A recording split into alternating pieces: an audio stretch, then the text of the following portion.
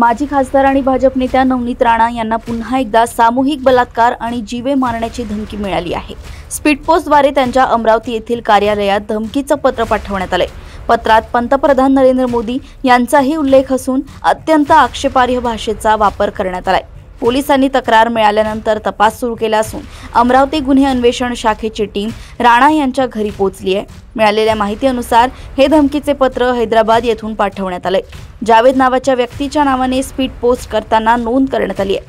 नवनीत राणा यांचे पीए मंगेश कोकाटे यांनी राजापेठ पोलीस ठाण्यात तक्रार दाखल केली। त्यानंतर FIR नोंदवण्यात आला।